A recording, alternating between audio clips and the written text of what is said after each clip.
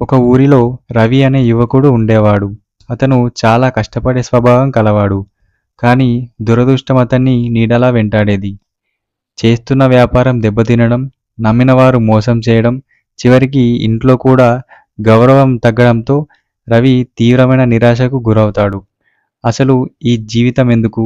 దేవుడు ఉన్నాడా? అనే ప్రశ్నలు అతనిని వెంటాడుతూ ఉండేవి. ఇలా కొన్ని రోజులు గడిచిపోయాయి. ఒక అమావాస్య రాత్రి మనస్తాపంతో రవి ఊరు చివర ఉన్న పాడుబడ్డ శివాలయానికి వెళ్తాడు. అక్కడ శివలింగం ముందు కూర్చొని, స్వామి, అందరూ నిన్ను బోళాశంకరుడివి అంటారు కదా, మరి నా కష్టాలు నీకు ఎందుకు కనిపించడం లేదు? ఈ కష్టాల నుండి నన్ను బయటపడేయవా అంటూ ఏడుస్తూ అలసిపోయిన రవి అక్కడే నిద్రలోకి జారుకుంటాడు. నిద్రలో రవికి ఒక వింత కల వచ్చింది. చుట్టూ తెల్లని పొగమంచు, హిమాలయాల వంటి చల్లని గాలి, ఎదురుగా పులి చర్మం ధరించి ఒళ్ళంతా విభూతితో మెరిసిపోతున్న శివుడు కనిపిస్తాడు.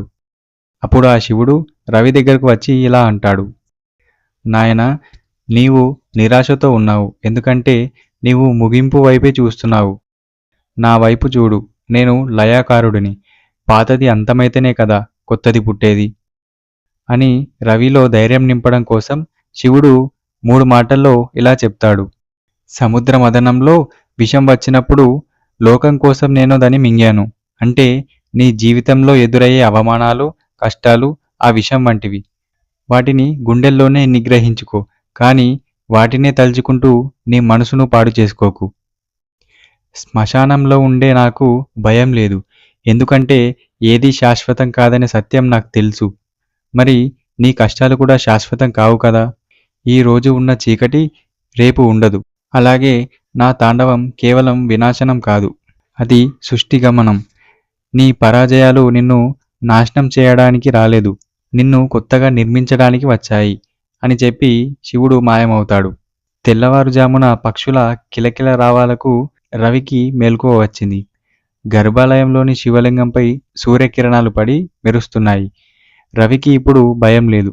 తన సమస్యలు పోలేదు, కానీ వాటిని ఎదుర్కొనే ధైర్యం మాత్రం వచ్చింది. తన వెనుక ఎవరో అండగా ఉన్నారనే ఒక బలమైన నమ్మకం కలిగింది. రవి తిరిగి ఊళ్ళోకి అడుగుపెట్టాడు. ఈసారి అతని నడకలో తడబాటు లేదు, కళ్ళలో నిరాశ లేదు, పోరాడే గుణం ఉంది. శివుడు వచ్చి కష్టాలు తీర్చలేడు, కానీ కష్టాలను చూసే పద్ధతిని మార్చాడు. నిరాశలో ఉన్నప్పుడు మనం ఒంటరి వాళ్ళం కాదు. ఆ మహాదేవుడి కృప ఎప్పుడు మన వెంటే ఉంటుంది. ఈ కథ ద్వారా మనం తెలుసుకోవాల్సింది ఏంటంటే, నీ కష్టం శివుడికి తెలుసు. సమయం వచ్చినప్పుడు ఆయనే నీకు దారి చూపిస్తాడు. ఈ కథ మీకు నచ్చినట్లు అయితే ఈ వీడియోకి ఒక లైక్ చేయండి. మరిన్ని ఇలాంటి ఇంట్రెస్టింగ్ వీడియోల కోసం మా ఛానల్ని సబ్స్క్రైబ్ చేయండి.